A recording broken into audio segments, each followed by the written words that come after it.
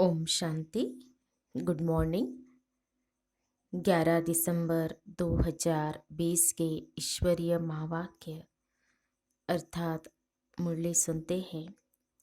आज प्यारे बाबा ने कहा है कि बच्चे मधुबन अर्थात माउंट आबू मधुबन बाप का जो घर, आबू अब्बा का जो घर है वो होलीएस्ट घर है। तो यहाँ पर किसी भी पतित को नहीं ला सकते हैं।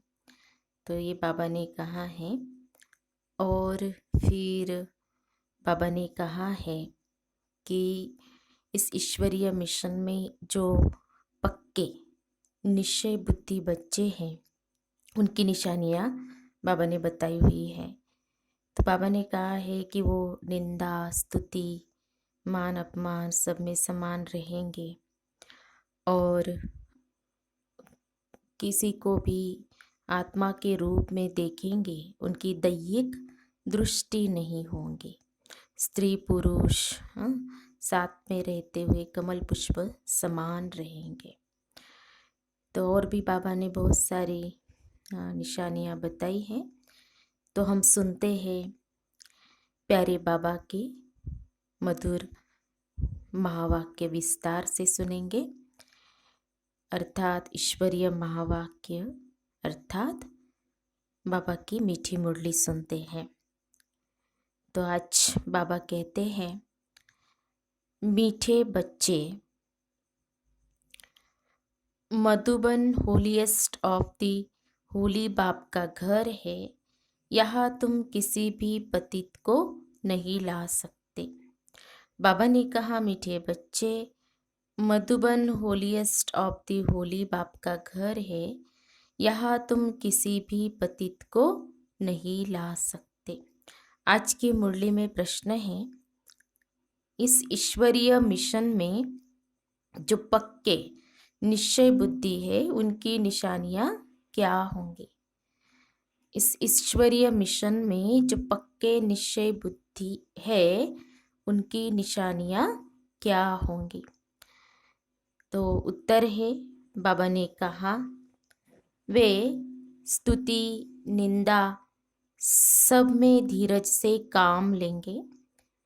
दूसरा, वो क्रोध नहीं करेंगे। तीसरी निशानी, किसी को भी दैहिक दृष्टि से नहीं देखेंगे, आत्मा को ही देखेंगे, आत्मा होकर बात करेंगे।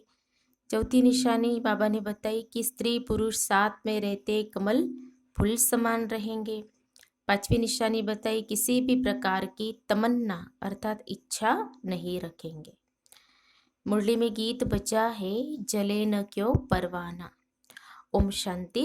रूहानी बच्चों प्रति रूहानी बाप समझा रहे हैं अर्थात भगवान पढ़ा रहे हैं। रूहानी स्टूडेंट को, किसको पढ़ा रहे हैं? रूहानी स्टूडेंट को। उन स्कूलों में जो बच्चे पढ़ते हैं उन्हें कोई रूहानी स्टूडेंट नहीं कहेंगे। वे तो है ही आसुरी विकारी संप्रदाय के। आगे तुम भी आसुरी अथवा रावण संप्रदाय के थे। अब राम राज्य में चलने के लिए 5 विकारों रूपी रावण पर जीत पाने का पुरुषार्थ कर रहे हो। यह जो नॉलेज प्राप्त नहीं करते उन्हों को समझाना पड़ता है। तुम रावण राज्य में हो, खुद समझते नहीं है। तुम अपने मित्र संबंधियों आदि को कहते हो, हम बेहद के बाप से पढ़ते हैं। तो ऐसे नहीं कि वह निश्चय करते हैं। कितना भी बाप कहे या भगवान कहे तो भी निश्चय नहीं करते।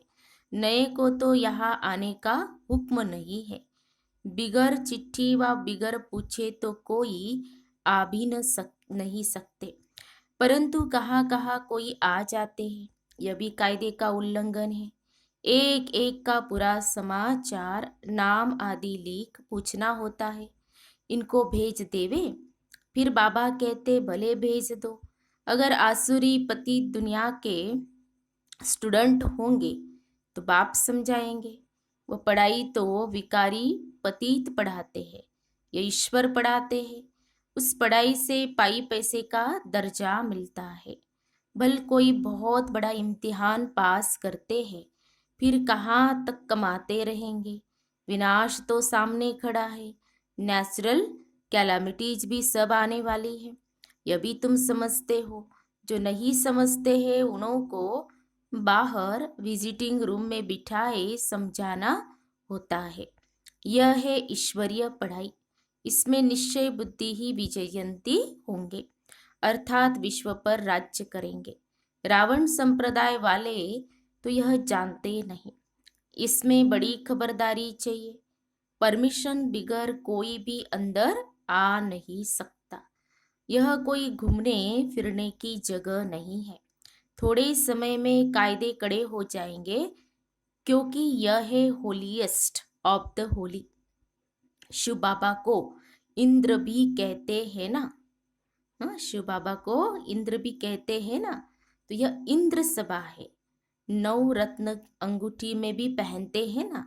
उन रत्नों में नीलम भी होता है, पन्ना, मानिक भी होता है। यह सब नाम रखे हुए हैं। परियों के भी नाम है ना। तुम परिया उड़ने वाली आत्माएं हो, तुम्हारा ही वर्णन है। परंतु मनुष्य इन बातों को कुछ भी समझते नहीं है। अंगूठी में भी रत्न जब डालते हैं तो उनमें कोई पुखराज, नीलम, पेरूज भी होते हैं। कोई का दाम 1000 रुपया तो कोई का दाम 10-20 रुपया। बच्चों में भी नंबरवार है। कोई तो पढ़कर मालिक बन जाते हैं, कोई फिर पढ़कर दास दासिया बन जाते हैं। राजधानी स्थापन होती है ना, तो बाप बैठ पढ़ाते हैं। इंद्र भी उनको ही कहा जाता है। यह ज्ञान वर्षा है। ज्ञान तो सिवाय बाप के कोई दे न सके। तुम्हारी एम ऑब्जेक्ट यह है। अगर निश्चय हो जाए कि ईश्वर पढ़ाते हैं, फिर वह पढ़ाई को छोड़ेंगे नहीं। जो होंगे ही पत्थर बुद्धि, उनको कभी तीर नहीं लगेगा। आकर चलते चलते फिर गिर पड़ते हैं। 5 विकार आधा कल्प के शत्रु है। माया देह अभिमान में लाकर थप्पड़ मार देती है। फिर आश्चर्यवत सुनंती कथनती भागंती हो जाते हैं। यह माया बड़ी दुष्टहर है, एक ही थप्पड़ से गिरा देती है। समझते हैं हम कभी नहीं गिरेंगे, फिर भी माया थप्पड़ लगा देती है। यहाँ स्त्री पुरुष दोनों को पवित्र बनाया जाता है, सो तो ईश्वर के सिवाय कोई बना न सके। यह है ईश्वरीय मिशन। बाप को खिवैया भी कहा जाता है, और तुम हो नैया। खिवैया आते हैं सभी की नैया को पार लगाने। कहते भी है सच की नैया डोलेंगी परंतु डूबेगी नहीं। कितने ढेर के ढेर मठ पंथ है। ज्ञान और भक्ति की जैसे लड़ाई होती है। कभी भक्ति की भी विजय होंगी, आखिर तो ज्ञान की ही विजय होंगी। बाबा कहते हैं कभी भक्ति की विजय हो सकती है क्या? ज्ञान की ही विजय होंगी। भक्ति के तरफ देखो कितने बड़े बड़े योद्धे हैं, ज्ञान मार्ग की तरफ भी कितने बड़े बड़े योद्धे हैं। अर्जुन भीम आदि नाम रखे हैं। यह तो सब कहानियां बैठ बनाई है। गायन तो तुम्हारा ही है। हीरो हीरोइन का पार्ट तुम्हारा अभी बज रहा है। इस समय ही युद्ध चलती है। तुम्हारे में भी बहुत है इन जो तुम्हारे में भी बहुत है जो इन बातों को बिल्कुल समझते नहीं है। जो अच्छे अच्छे होंगे उनको ही तीर लगेगा। थर्ड क्लास तो बैठ न सके। दिन प्रतिदिन बहुत कड़े कायदे होते जाएंगे। पत्थर बुद्धि जो कुछ नहीं समझते उनको तो यहाँ बैठना भी बेकायदे है। यह हॉल होलीएस्ट ऑफ होली है। पोप को होली कहते हैं। यह तो बाप है होलीएस्ट ऑफ होली। बाप कहते हैं इन सभी का मुझे कल्याण करना है। ये सब विनाश हो जाने वाले हैं। यह भी कोई सब थोड़े ही समझते हैं। भल सुनते हैं परंतु एक कान से सुन दूसरे कान से निकाल देते हैं। न कुछ धारण करते हैं न कराते हैं। ऐसे गुंगे बहरे भी बहुत है। बाप कहते हैं year no evil, see no evil. वह तो बंदर का चित्र दिखाते हैं, परंतु यह तो मनुष्य के लिए कहा जाता है। मनुष्य इस समय बंदर से भी बदतर है। नारद की भी कहानी बैठ बनाई है। उनको बोला, तुम अपनी शक्ल तो देखो, 5 विकार तो अंदर में नहीं है। जैसे साक्षात्कार होता है, हनुमान का भी साक्षात्कार होता है ना। तो बाप कहते हैं, कल्प कल्प यह होता है। सत्युग में यह कुछ भी बातें होती नहीं। यह पुरानी दुनिया ही खत्म हो जाएंगी। जो पक्के निश्चय बुद्धि है वह समझते हैं, कल्प पहले भी हमने यह राज्य किया था। बाप कहते हैं, बच्चे अब दैवी गुण धारण करो। कोई बेकायदे काम नहीं करो। स्तुति निंदा सब में धीरज धारण करना है। क्रोध नहीं होना चाहिए। तुम कितने ऊंच स्टूडेंट हो, भगवान बाप पढ़ाते हैं, वह डायरेक्ट पढ़ा रहे हैं, फिर भी कितने बच्चे भूल जाते हैं, क्योंकि साधारण तन है ना। बाप कहते हैं, देहधारी को देखने से तुम इतना उठ नहीं सकेंगे। आत्मा को देखो। आत्मा यहाँ भ्रुकुटी के बीच रहती है। आत्मा सुनकर कांध हिलाती है। हमेशा आत्मा से बात करो। तुम आत्मा इस शरीर रूपी तख्त पर बैठी हो। तुम तमो प्रधान थी, अब सतो प्रधान बनो। अपने को आत्मा समझ बाप को याद करने से देह का भान छूट जाएगा। आधा कल्प का देह अभिमान रहा हुआ है। इस समय सब देह अभिमानी है। अब बाप कहते हैं, देही अभिमानी बनो। आत्मा ही सब कुछ धारण करती है। खाती पीती सब कुछ आत्मा करती है। बाप को तो अभोक्ता कहा जाता है। वह है निराकार। जो शरीरधारी सब कुछ करते हैं, वह खाता पीता कुछ नहीं, अभोक्ता है। तो इसकी फिर वो लोग कॉपी बैट करते हैं। कितना मनुष्यों को ठगते हैं। तुम्हारी बुद्धि में अभी सारा ज्ञान है। कल्प पहले जिन्होंने समझा था वही समझेंगे। बाप कहते हैं, मैं ही कल्प कल्प आकर तुमको पढ़ाता हूँ और साक्षी हो देखता हूँ। नंबरवार पुरुषार्थ अनुसार जो पढ़ा था वही पढ़ेंगे। टाइम लगता है। कहते हैं, कलयुग अभी 40,000 वर्ष शेष है। तो घोर अंधियारे में है ना। इसको अज्ञान अंधियारा कहा जाता है। भक्ति मार्ग और ज्ञान मार्ग में रात दिन का फर्क है। यह भी समझने की बातें हैं।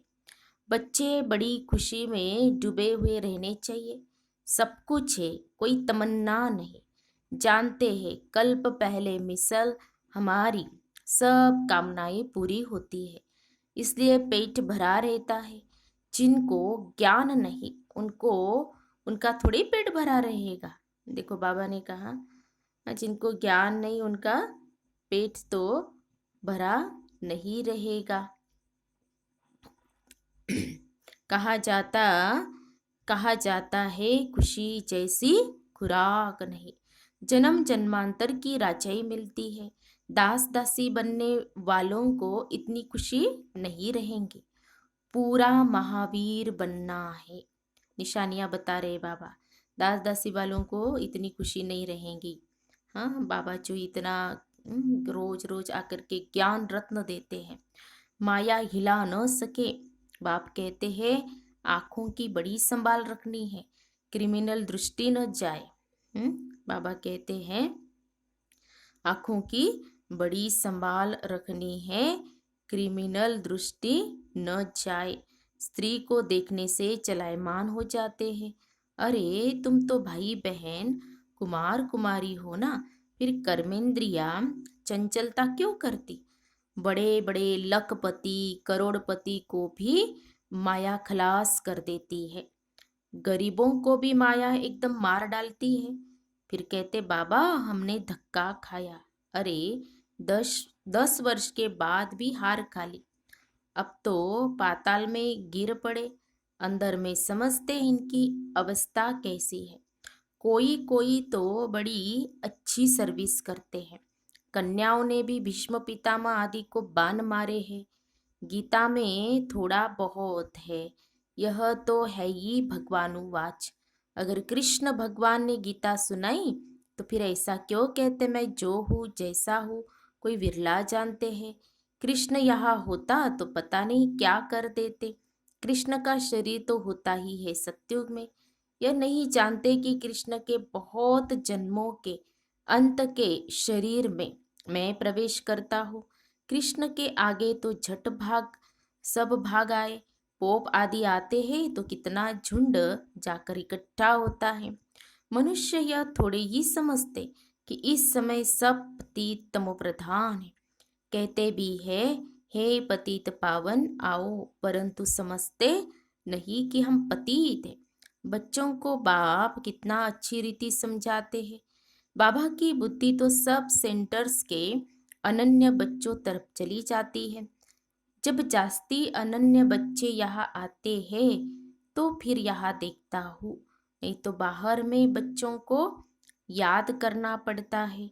उनके आगे ज्ञान डांस करता हूँ। मेजॉरिटी ज्ञानी तो आत्मा होते हैं तो मजा भी आता है, नहीं तो बच्चियों पर कितना अत्याचार होते हैं। कल्प कल्प सहन करना पड़ता है। ज्ञान में आने से फिर भक्ति भी छूट जाती है। घर में समझो मंदिर है, स्त्री पुरुष दोनों भक्ति करते हैं। स्त्री को ज्ञान की चटक लग जाती है और भक्ति छोड़ देती तो कितना हंगामा हो जाएगा। विकार में भी न जाए, शास्त्र आदि भी न पढ़े तो झगड़ा होगा ना। इसमें विघ्न बहुत पड़ते हैं और सत्संग में जाने के लिए रोकते नहीं है। यहाँ पवित्रता की बात है ना, इसलिए रोकते हैं। पुरुष तो नहीं रह सकते तो जंगल में चले जाते, स्त्रियां कहाँ जाए। स्त्रियों के लिए वह समझते हैं नरक का द्वार है। बाप कहते यह तो स्वर्ग का द्वार है। हाँ, ऋषि सन्यासियों ने कहा कि नारी नरक का द्वार है और बाप कहते ये तो स्वर्ग का द्वार है। तुम बच्चियां अभी स्वर्ग स्थापन करती हो, इनसे पहले नरक का द्वार थी, अभी स्वर्ग की स्थापना होती है। सत्युग है स्वर्ग का द्वार, कलयुग है नरक का द्वार। यह समझ की बात है। तुम बच्चे भी नंबरवार पुरुषार्थ अनुसार समझते हो, बल पवित्र तो रहते हैं, बाकी ज्ञान की धारणा नंबरवार होती है। तुम तो वहां से निकलकर यहाँ आकर बैठे हो, परंतु अब तो समझाया जाता है गृहस्थ व्यवहार में रहना है। उन्हों को तकलीफ होती है, यहाँ रहने वालों के लिए तो कोई तकलीफ नहीं है। तो बाप समझाते हैं कमल फूल समान गृहस्थ व्यवहार में रहते पवित्र रहो। सो भी इस अंतिम जन्म की बात है। गृहस्थ व्यवहार में रहते हुए अपने को आत्मा समझो। आत्मा ही सुनती है, आत्मा ही यह बनी है, आत्मा ही जन्म जन्मांतर भिन्न भिन्न ड्रेस पहनती आई है। अब हम आत्माओं को वापिस जाना है, बाप से योग लगाना है। मूल बात है यह। बाप कहते हैं मैं आत्माओं से बात करता हूँ। आत्मा भ्रुकुटी के बीच रहती है, इन ऑर्गन्स द्वारा सुनती है। आत्मा इनमें नहीं होती तो शरीर मुर्दा बन जाता। बाप कितना वंडरफुल ज्ञान आकर देते हैं। परमात्मा बिगर तो यह बातें कोई समझा न सके। सन्यासी आदि कोई आत्मा को थोड़े ही देखते हैं, वह तो आत्मा को परमात्मा समझते हैं। दूसरा फिर कहते आत्मा में लेप छेप नहीं लगता है। शरीर को धोने गंगा में जाते हैं, यह नहीं समझते आत्मा ही पतित बनती है, आत्मा ही सब कुछ करती है। बाप समझाते रहते हैं यह मत समझो हम फलाना हूँ यह फलाना है, नहीं सब आत्माएं हैं। जाति पाति का कोई भेद नहीं रहना चाहिए। अपने को आत्मा समझो। गवर्नमेंट कोई धर्म को नहीं मानती, यह सब धर्म तो देह के हैं, परंतु सब आत्माओं का बाप तो एक ही है। देखना भी आत्मा को है। सभी आत्माओं का स्वधर्म शांत है। अच्छा, मीठे मीठे सिखी लते बच्चों प्रति मात पिता बाप दादा का याद प्यार और गुड मॉर्निंग। रूहानी बाप की रूहानी बच्चों को नमस्ते। हम रूहानी बच्चों की रूहानी बाप दादा को याद प्यार और नमस्ते नमस्ते। ओम शांति ओम शांति ओम शांति। गुड मॉर्निंग बाबा। शुक्रिया बाबा। थैंक्स बाबा।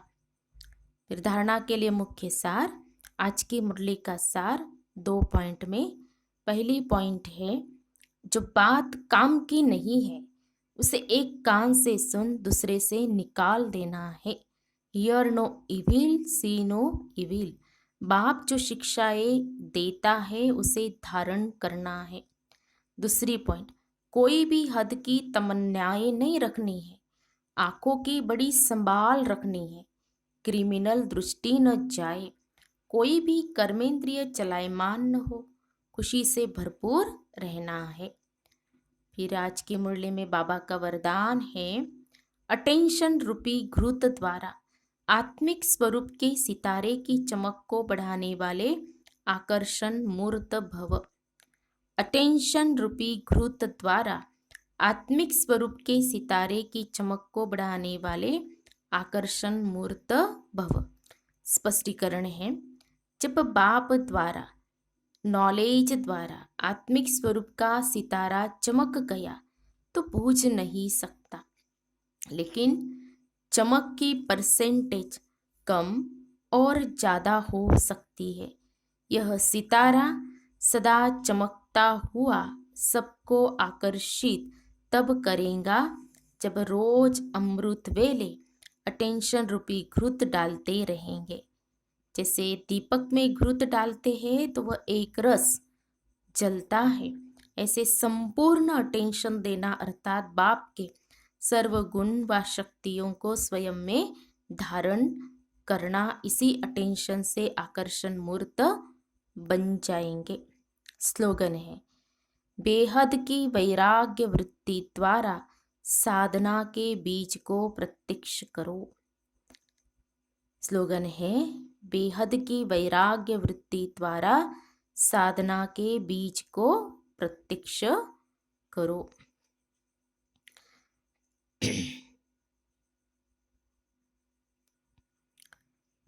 तो ये थे प्यारे बाबा के मधुर महावाक्य, ईश्वरीय महावाक्य। धारणाओं भली मुरली है आज की। तो प्यारे बाबा ने हम बच्चों को धारणा करने के लिए, धारण करने के लिए कहा है कि निंदा स्तुति मान अपमान सब में क्या रहे, स्वमान वही निश्चय बुद्धि बच्चे हैं, बाबा के ऊपर निश्चय रहे। फिर बाबा ने जो कहा कि मधुबन क्या है, होलीएस्ट ऑफ द होली स्थान है, तो वहाँ पर किसी भी पतित को नहीं ला सकते, ये भी बाबा ने कहा है।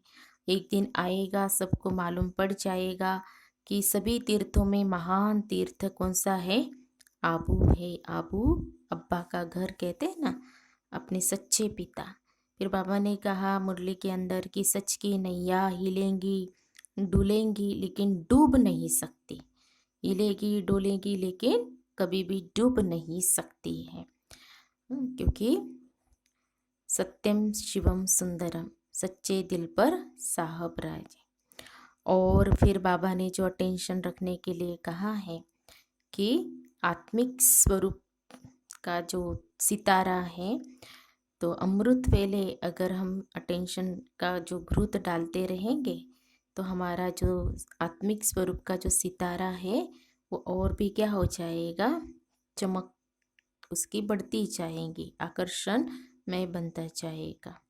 हम हीरो हीरोइन हैं, ये भी स्मृति में रखना है। आज तो बाबा ने बहुत सारे टाइटल स्वमान हम बच्चों को याद दिलाए हैं। और बाबा कौन है, इंद्र है, और ये इंद्र सभा है, तो हम सभी इंद्र सभा में बैठ कर के या शिव बाबा इंद्र की क्या सुनते हैं, मुरली भी सुनते हैं, है ना, ये भी स्मृति में रखना है। तो आज की मुरली से 5 स्वमान भी निकाल के उसका अभ्यास सारा दिन जरूर करेंगे। ओम शांति ओम शांति ओम शांति।